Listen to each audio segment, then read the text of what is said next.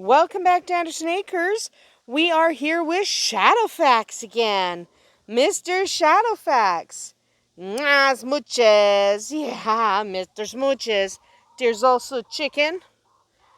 And there's chicken over there making weird sounds. Yeah.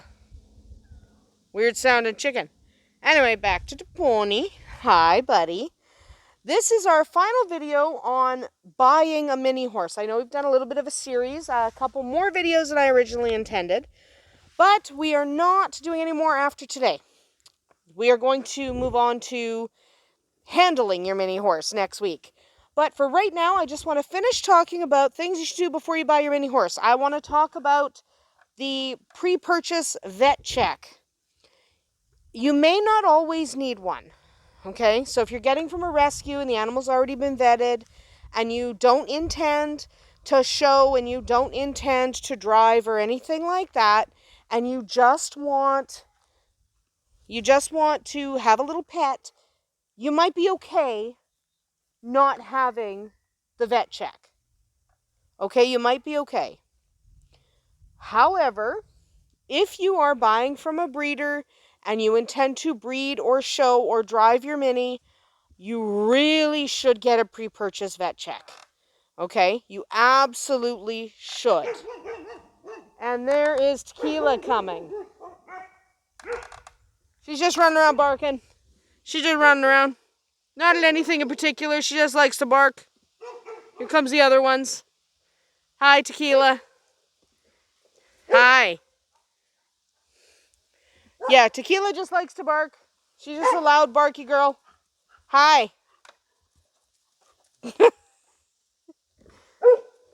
Remember, she is supposed to bark. She is indeed a livestock guardian.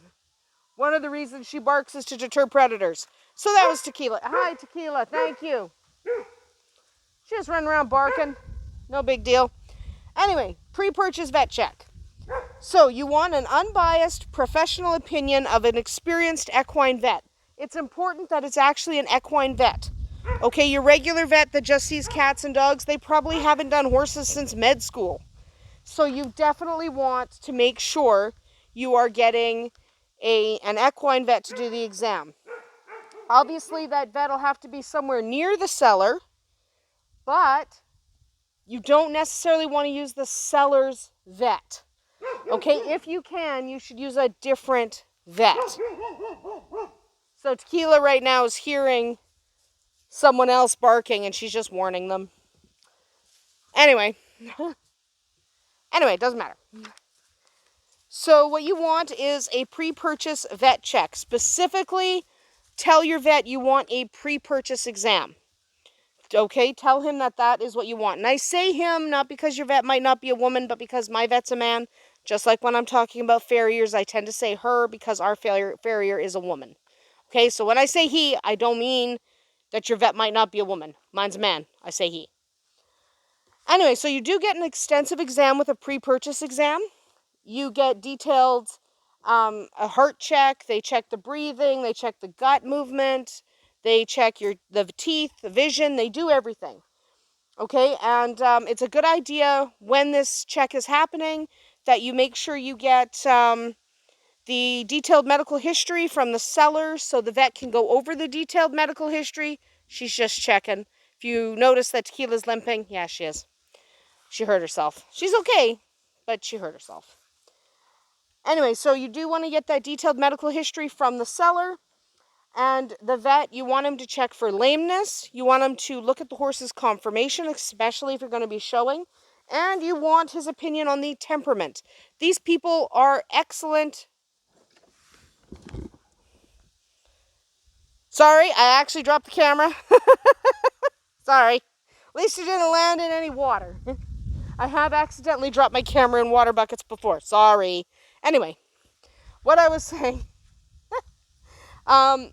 Vets are an excellent source for all things temperament because they understand horses, especially if that vet has some experience with minis. They'll be able to kind of tell you if that horse, if he has, his temperament is normal, if maybe his temperament's a little off because there might be a medical issue.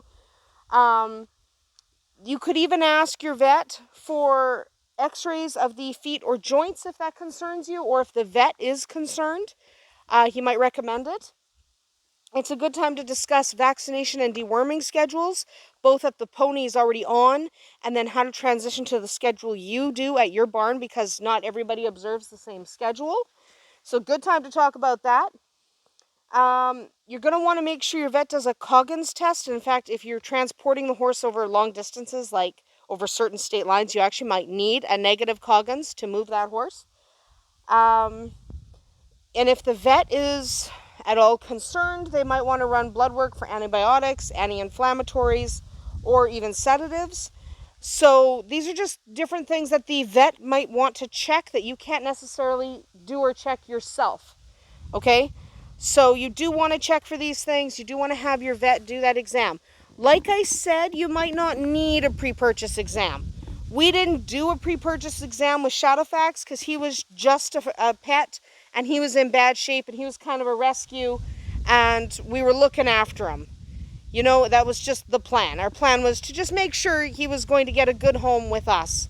So we didn't do a pre-purchase exam because he was not destined to do anything else. But, hi buddy. So he wasn't destined to do anything else. Don't bite my knee. So we didn't worry about it too much. That's a beautiful nose. I love your nose. Yeah, sniff, sniff, sniff, sniff, sniff. So we didn't worry about it too much, but if you are intending to breed, show, or drive your pony, or really compete in anything, you do want to make sure he is incredibly healthy, and that's where the pre-purchase exam comes in. Smooches. I know. I love you so much. So definitely consider doing a pre-purchase exam before you put money down on that pony. You don't want to end up dealing with medical issues that could have been avoided or you could have been prepared for. Because you definitely want to be prepared if, there's your pretty eyes. You definitely want to be prepared for medical issues that may crop up. Yeah, I know. I love you. Yeah, so we're just snuggling because he's such a snuggly boy. Yeah, we're just snuggling. Oh, what a good horse. So that is literally all I'm going to say now on buying your miniature horse. Next week we're going to come back and talk about just some basics of handling a mini horse, especially if you haven't handled a mini horse before. It's not difficult to handle a mini horse as long as they have had some basic training. Okay, and hopefully, if you're new at this, you are getting a miniature horse that has basic training and not one that's green. All right? So that is about it for us here today at Anderson Acres. We'll see you tomorrow.